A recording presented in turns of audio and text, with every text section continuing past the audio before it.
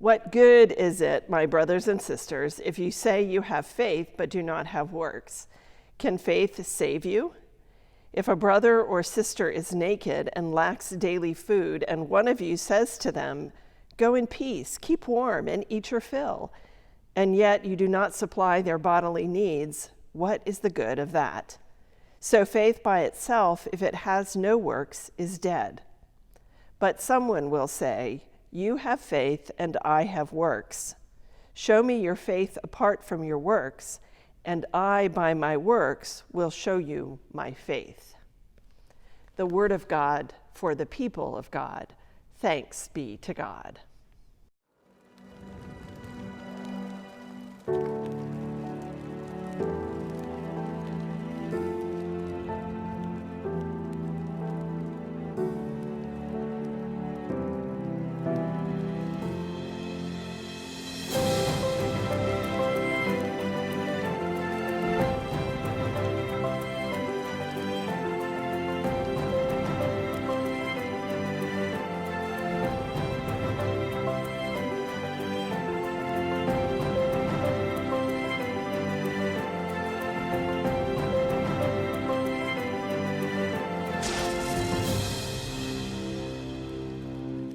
We are in week 5 of our worship series Revival, Faith as Wesley Lived It.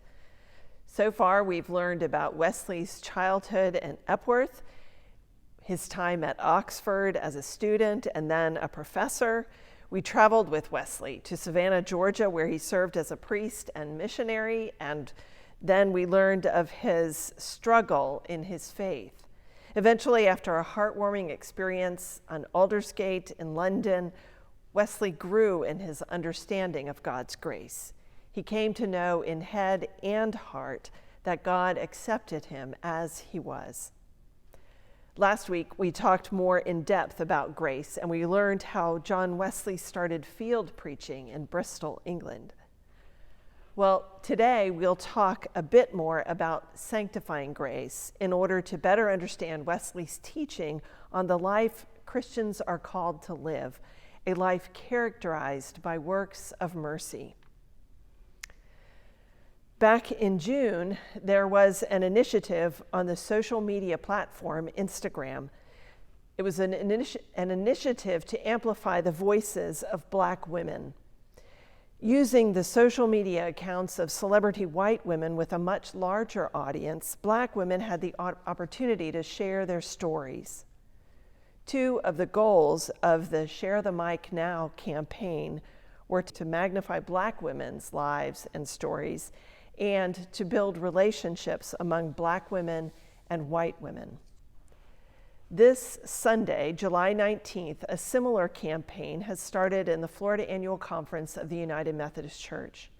Share the Mic Day aims to elevate the voices of Black female clergy and leaders in pulpits, social media, and other communication channels. Why today, though? Why July 19th? Well, it was 36 years ago this month that Reverend Leontine Kelly was consecrated as the first African-American female bishop in the United Methodist Church. We celebrate the consecration of Bishop Kelly while also mourning that our United Methodist Church failed to recognize the prophetic leadership of Black women as bishops of our church until only 36 years ago. Our church often continues to fail to listen to the voices of Black women.